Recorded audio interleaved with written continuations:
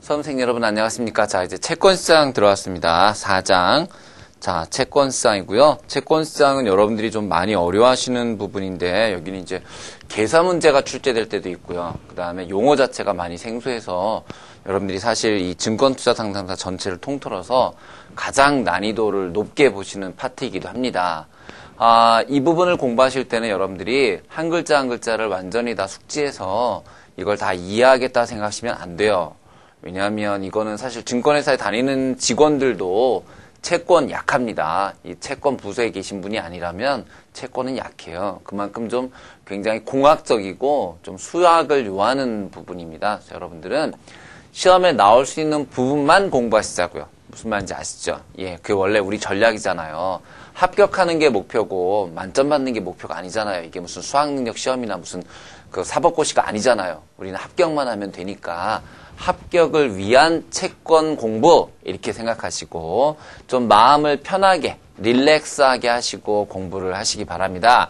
이거를 긴장해가지고 이씨 막 이러면 이거 하나도 못 맞춰요. 그러지 마시고 그냥 편하게 난 그냥 여기서 한 60, 70%만 맞추겠다 이런 편한 마음으로 하시면 오히려 더 좋은 결과가 나올 수 있으니까요. 자, 너무 어려운 건 제가 뺄 거예요. 너무 어려운 건 빼고요. 여러분들이 충분히 이렇게 공부해서 준비하실 수 있는 파트를 중점적으로 설명을 좀 해드릴까 합니다. 채권의 기초 첫 번째, 채권은요, 우선 이거 이렇게 생각하셔야 됩니다. 주식과 채권은 공통점이 뭐냐면요. 직접 금융입니다. 투자자로부터 직접 자금을 조달하는 직접 금융입니다. 예. 그래서, 금융시장과 채권에서 금융은 금융 욕구를 충족시켜준다. 확정이자부 증권이라 한다. 증권은 확정이자부 증권, 채권 같은 장기 확정이자부 증권 나눌 수 있다. 그냥 읽어보시면 돼요. 증권은 단기, 채권은 장기, 됐어요. 괜찮아요. 그런 거 필요 없어요. 자, 채권의 의의가입니다. 채권의 의의 기본적인 특성 나와 있죠? 그건 좀 기억해 주세요. 채권의 기본적인 특성. 자, 장기 증권이다. 장기 자금을 마련하기 위한 거다. 그 다음에 이자를 지급해야 된다. 주식 같은 경우에는요, 이익이 발생하지 않으면 배당하지 않아도 됩니다. 그러니까 배당은 의무가 아닙니다. 하지만 채권의 이자 지급은 의무입니다. 그리고 기한, 만기가 정해져 있는 기한부 증권이고요. 발행 자격이 법적으로 제한되어 있습니다. 그래서, 그러면 누가 할 수 있느냐? 그러면요. 그거 발행 자격 좀 볼게요. 채권을 발행할 수 있는 자격을 가진 자는 정부, 지자체, 지방자치단체요. 그 다음에 특수법인, 그리고 주식회사입니다. 상법상 주식회사요. 만 할 수 있습니다. 아무나 할 수 있는 게 아니에요. 개인이 할 수 있는 건 아니고요. 특히 정부가 채권을 발행할 때에는 국회의 동의를 얻도록 되어 있습니다. 그리고 주식회사가 이를 공모를 통해서 할 경우에는 금융위원회에다가 금융위에 등록하고 그 다음에 유가증권 신고서를 미리 제출을 해야만 됩니다. 되셨어요? 예. 그래서 이렇게 발행 자격이 법적으로 제한되어 있다라는 거를 좀 알아두시고요. 다음 채권의 분류가입니다. 발행 주체에 따라서 국채, 정부가 발행하는 거죠. 그 다음에 종류에는 1, 2, 3종 국민주택채권, 재정증권, 국고채권 등이 있고요. 지방채는 지방자치단체, 지방자치단체가 하는 것으로서 지역개발공채, 도시철도공채 등이 있고요. 그 다음에 특수채가 특수법인이요. 특별법에 의해 설립된 법인이 발행하는 것으로서 금융채와 특수채가 있는데요. 여러분 금융채는 금융기관, 산업금융채, 종합금융채, 카드, 리스, 할부금융사들이 발행하는 채권과 은행채가 있고요. 그 다음에 비금융 특수채는 공사들 있죠. 전기통신공사, 그 다음에 한전, 도로공사, 수자원공사 이런 데서 하는 걸 우리가 비금융 특수채라고 이야기하고요. 그 다음에 마지막으로 주식회사가 발행한 채권을 회사채라고 합니다. 되셨습니까? 예. 자, 그 다음 그 오른쪽에 보시면 포인트에 회사채는 발행 총액의 제한을 받으며 현재 상법에는 회사채 총액이 해당 기업 순자산액의 4배를 초과하지 못하도록 규제가 되어 있습니다. 네. 자, 그 다음 이자 및 원금 지급 방법에 따른 분류를 보도록 할게요. 우선 복리채가 있습니다. 복리채. 복리채라는 것은 이자가 복리로 재투자되는 걸 말합니다. 이자가 복리로 재투자되는 거. 만기 시에는 원금과 이자가 동시에, 예, 그거 기억하셔야 돼요. 복리채는 중간에 주는 게 아니에요. 복리채라 하더라도 만기에 원금과 이자를 한꺼번에 줍니다.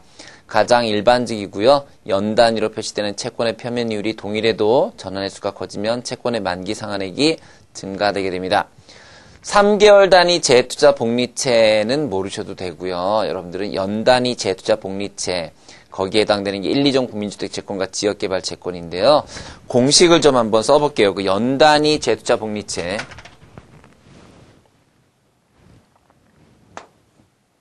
자, 연 단위 재투자 복리채. 요거는 계산 문제로 출제될 수도 있어요. 그래서 첫 번째 연 단위 재투자 복리채의 공식은 S는 F 곱하기 1 플러스 I의 N승입니다. 자, 그래서 여러분들이 모르시는 게 뭐가 있을까요? 요거 S 만기 상환 금액,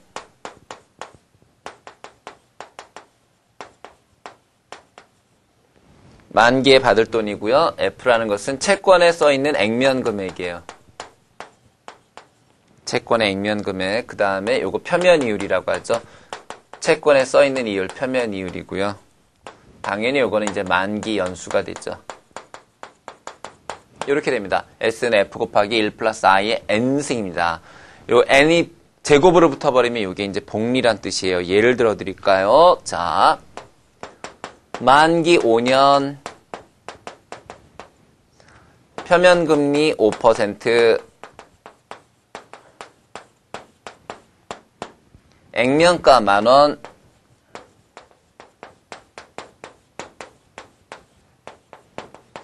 만기 상환 금액을 계산하시오 라는 문제가 출제됐다면, 자, S는 뭐 곱하기 F 만 곱하기 1 플러스 I가 얼마예요? 0.05죠. 5%는 0.05. 에다가 몇 승? 5승이 됩니다. 요거 계산하시면요. 12,762. 12,762원을 받게 된다. 요런 계산이 나오실 거예요.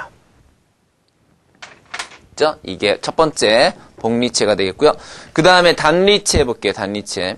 자, 단리채는 단리 금액이, 단리 방식, 이자를 한 번만 주는, 발생된 이자가 재투자되지 않는 거를 말하고요. 재투자되지 않는 이자가 원금과 함께 일시에 지급되는 거를 말하는데요. 양국증권하고 국고채 일부가 여기에 해당된다 돼 있는데, 단리채는 사실은 잘 없습니다. 오히려. 자, 단리채 볼게요.